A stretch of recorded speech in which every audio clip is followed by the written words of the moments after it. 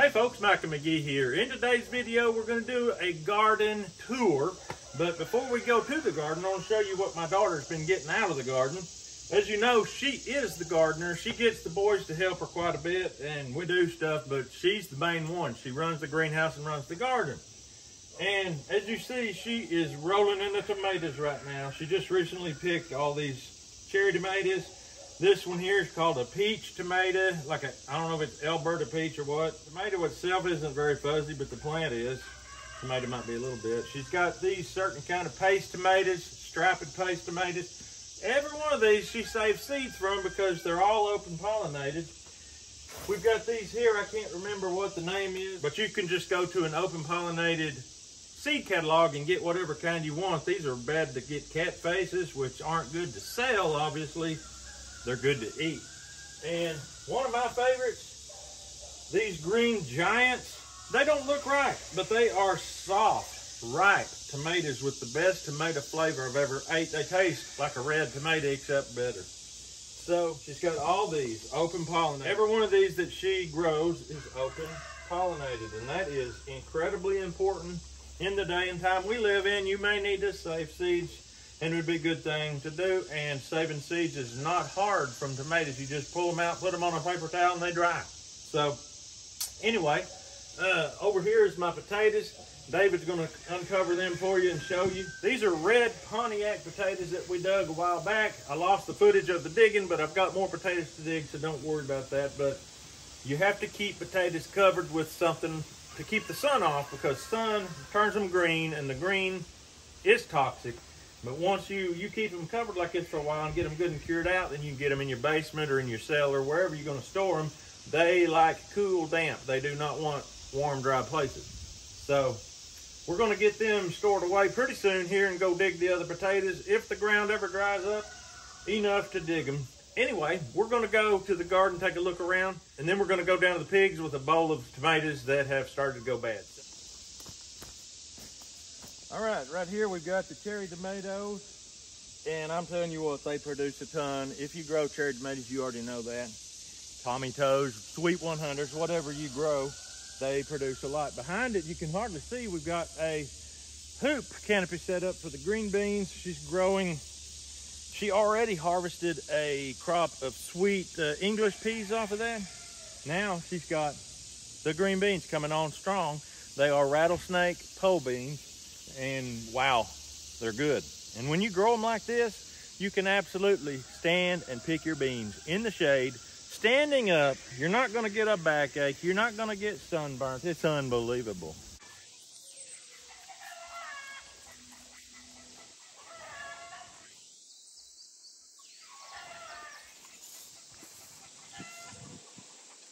Where you going, boy? We interrupt our regularly scheduled program for this. Young people picking corn. Wow, it's looking good. Is it getting ripe? Yep. Caleb, let me tell you. Caleb, tell me what you think about sweet corn. Huh? It's good. It's good? Well, Mary, shuck us a cob down and let us see what it looks like.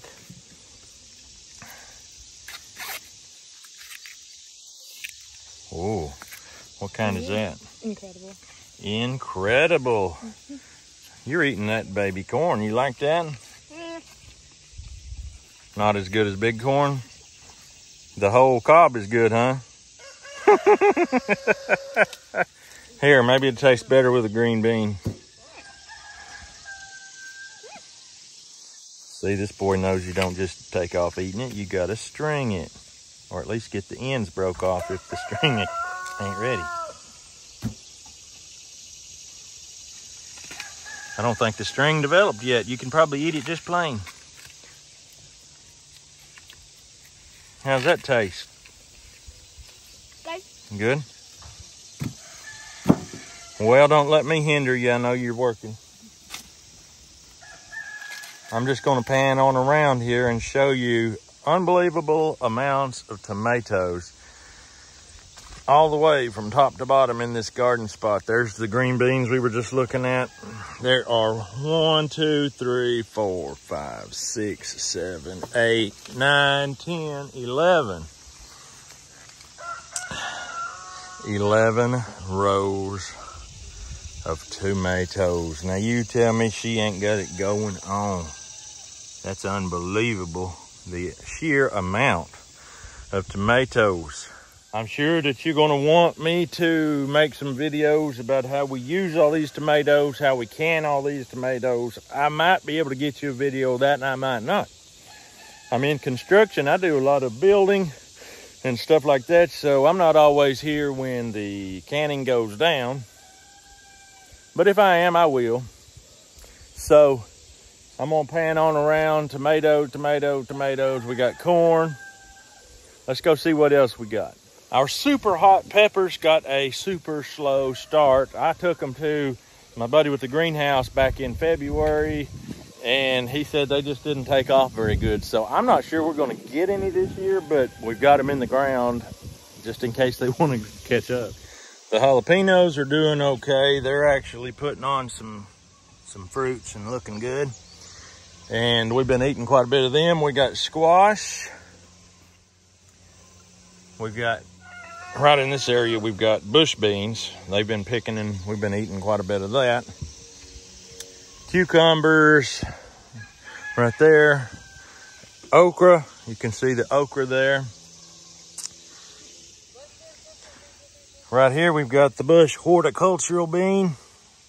They get big and you shell them out and eat them like a pinto bean, and boy, they're good. Right here, we've got rows of bell peppers, multicolored bell peppers, and white bell peppers. I watched a video back, it's been 2 or 3 years ago, that Eric Hale put out. Eric Hale is a YouTuber, and they did a test, and the best tasting of all the bell peppers to them was the white. When you put out a video and I watch it, I don't forget it. I don't forget that stuff. I may not say a whole lot about it, but I don't forget it. And when it comes time to do something, what you say has an impact on what I do. And I know the same thing is true for the videos I put out. So it is a great thing to be a creator and to be an influencer, because you can help people figure out what's the best, or at least you can tell them what's the best for you. It's an opinion-driven platform, no doubt. But I can say without a doubt, that is a very good bell pepper, them white ones. Whew. I think they're also called Mexican sour gherkins, so they're a little bit good.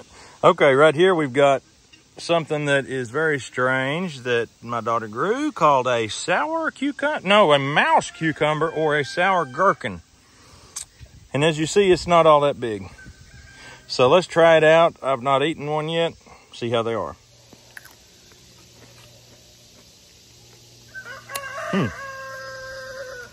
It's not really what I would call sour. It's a little lemony, more cucumbery than anything. It just tastes like a cute little cucumber. At the end of the garden, we've got our pear tree. This is a sweet pear. And it was given to me, this whole tree was given to me as a wedding gift 20 years ago. Over 20 years ago, so that is good. The ducks always use it for shade. The ducks love to be under these trees. My boy Matthew actually had to get out here and shoot a squirrel or two, because they would get up here in this tree and take 2 bites out of a pear and throw it down to the ground.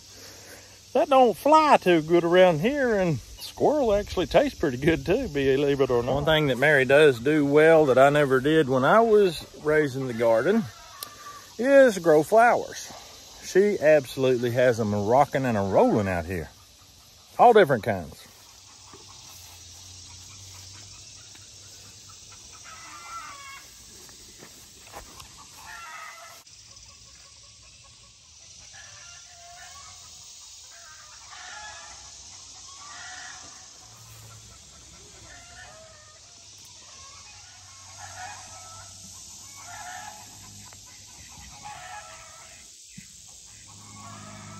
There are definitely pros and cons to the wood mulch, but by and large, it's a good thing to do. You just don't want to till them together into the dirt because the wood robs the nitrogen. But as long as it's on the surface, it's a good deal. It works good, keeps the moisture in the ground. We had a pretty dry spell there for a while, and it really helped carry us through. The ducks in the garden do not hurt a thing. Sometimes chickens could cause a little trouble, but the ducks pretty much only look for bugs and worms, so that has been a real help. Here by the greenhouse, we've got the Swiss chard and a few bell peppers, and amongst other things she's got growing around here. But the greenhouse pretty much over with. We've got strawberries over here. Strawberries also growing down through here in the gutters. So, seems to be working out pretty well. We've got some super hots in the containers that we hope to overwinter if possible. Carolina Reapers. Hottest pepper you can eat. Right here beside the greenhouse, we have a pear tree that is the hard pears. A lot of people don't like hard pears because all they understand is grabbing a pear and chomp it down. But these are the best pears on earth for preserves and for a pear pie, if you like that kind of thing. Really good. You just have to know how to use them. All right, as promised, we're up here at the pig pen with the tomatoes that are going bad. Nothing really goes to waste, even if it goes bad. I'm not sure if these tomatoes are going to rate with corn. They are over there eating their feed right now. I'm going to pour these in and see what happens. Come here, pig, pig. Let's see what happens. Yep, they like them. About 15 years ago, I had a deal with some friends that were farmers or produce raisers over here. I was feeding pigs. I had 4 Yorkshires. They turned into flat hogs, big hogs, feeding them tomatoes. I was feeding them 2 to 3 55-gallon drums of tomatoes every day or two, and they ate them all up. I mean, they would stand there eating all day long, and eating and peeing at the same time. It was incredible to see. But they're full of good stuff for pigs. Pigs do well on tomatoes. So if tomatoes start to turn rotten, they go in here, and it's great. No such thing as wasted tomatoes. How you like that, old girl? Oh, listen, that is good.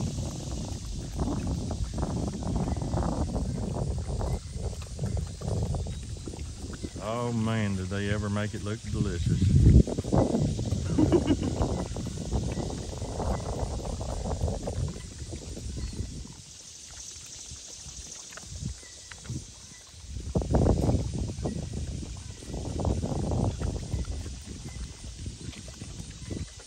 Hoping the others don't catch on.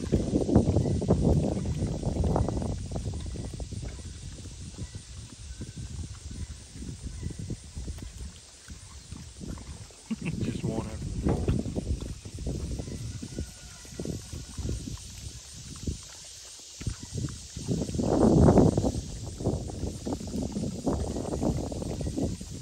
Only Big Daddy hadn't caught on, and that one over yonder.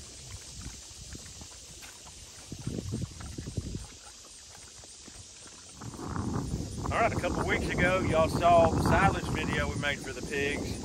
We made a whole 55-gallon barrel of wheat silage that turned out superb.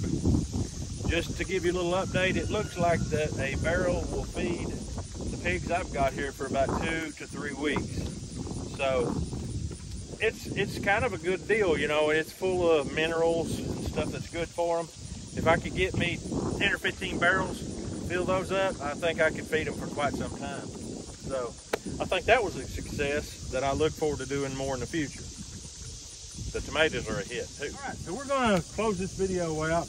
This really works good to use the garden in conjunction with pigs, because if you raise a bunch, there's no way you can really take care of all of it. You're always going to have those very not so good tomatoes and things that are just really no good. Maybe a cucumber that's all shriveled up or something. It could go down here. So Pigs are a way to utilize stuff that otherwise had to be thrown out in the compost. So we're going to enjoy this day. We got a few things planned, but we're going to get on out of here. We hope you have a great day. We'll see you on the next video.